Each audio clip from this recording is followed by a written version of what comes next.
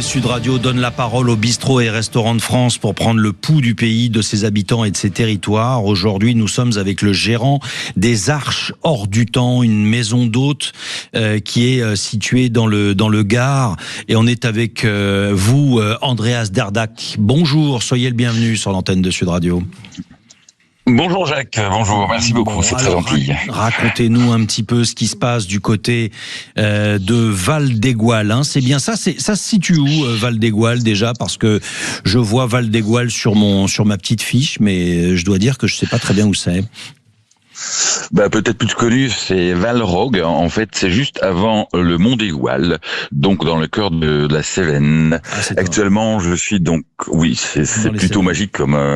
Ouais. Oui, c'est la plus grande parc national de la France, en fait.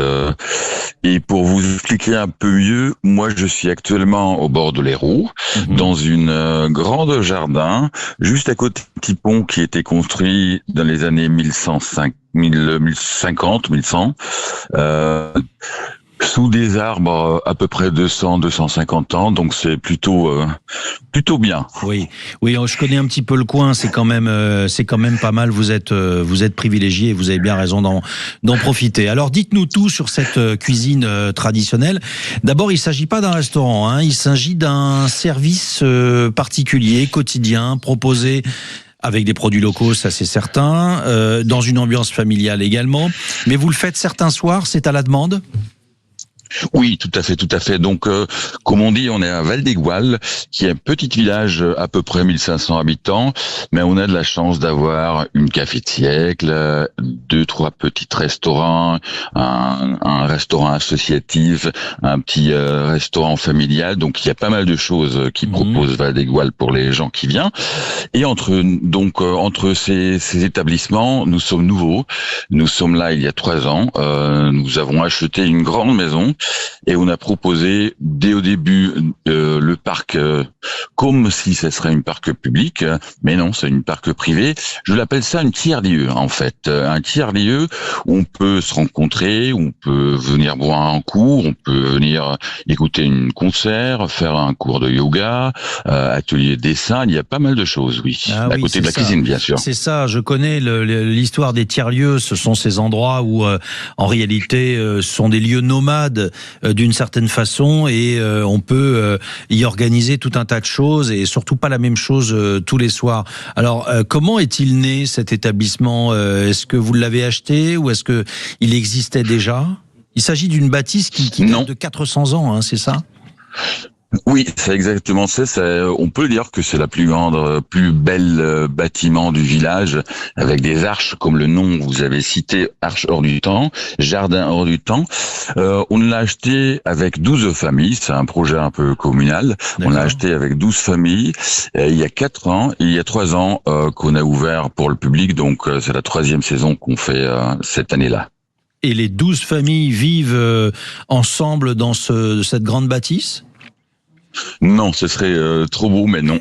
C'est juste ma famille et moi qui vit ici et les autres, ils nous aident plutôt en distance. Alors, qu'est-ce que vous proposez Qu'est-ce que vous mettez sur la table ? Faites-nous saliver un petit peu. Quelles sont les propositions que vous avez ? Alors, depuis cette année-là, on propose déjà le midi, un service de midi et un service de soir. On fait des choses fait maison, plutôt une cuisine locale. On travaille beaucoup ensemble avec la boucherie locale, avec les producteurs locaux. Parce qu'on pense que si quelqu'un vient en Cévennes, il veut manger ce qu'on fait sur place. Et on a de la chance d'avoir pas mal de choses très bon. Donc les nourritures qui sont nourries avec les ingrédients locaux sont excellentes. Et par exemple, là aujourd'hui, on va faire un petit gazpacho parce que c'est la saison avec les légumes. Et c'est frais, justement, parce qu'il fait chaud, en général, il fait très chaud. Là, chez nous, ça parce que vraiment au milieu de forêt, donc c'est un peu plus agréable. Et puis on reste avec donc on fait des planches à l'apéro, on fait des petites grignotages parce que les plupart des gens qui viennent pour écouter un concert demain par exemple, ils veulent commencer avec des choses comme les olives Luc. Les olives Luc qui sont les olives sud de la France. Ouais. Et puis après on fait des tapas parce qu'on n'a pas trop loin de l'Espagne non plus. Et c'est aussi convivial parce que la plupart des gens qui viennent chez nous aiment bien manger, mais aiment bien discuter et partager aussi. C'est important.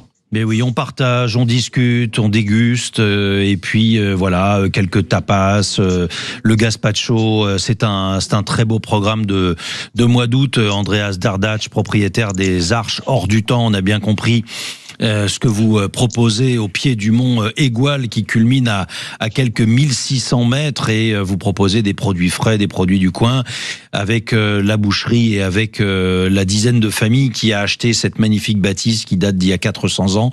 J'en profite pour dire à tous et à tous ceux qui se demandent où ça se trouve exactement, eh bien qu'ils peuvent se rendre sur Bistrot et Café de France, qui est une pétition pour la sauvegarde des bistrots et des cafés à l'UNESCO, hein, et voilà, c'est aussi le sens de nos interventions quotidiennes sur l'antenne de Sud Radio, c'est que on est fiers de présenter vos propositions et dans le but aussi de soutenir ces lieux qui sont des lieux de vie, qui sont des lieux de rencontre. Et j'en profite pour dire que vous êtes noté à 4.9 sur Google.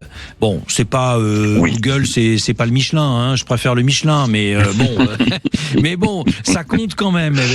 Plus surtout les gens regardent, les gens regardent tout de suite la note sur Google, ça compte. Merci Andreas Dardatsch, et profitez bien. Et oui. Et profitez bien. Très gentil de votre part, merci. Profitez bien du Mont Égual et des repas que vous pouvez proposer sur votre table.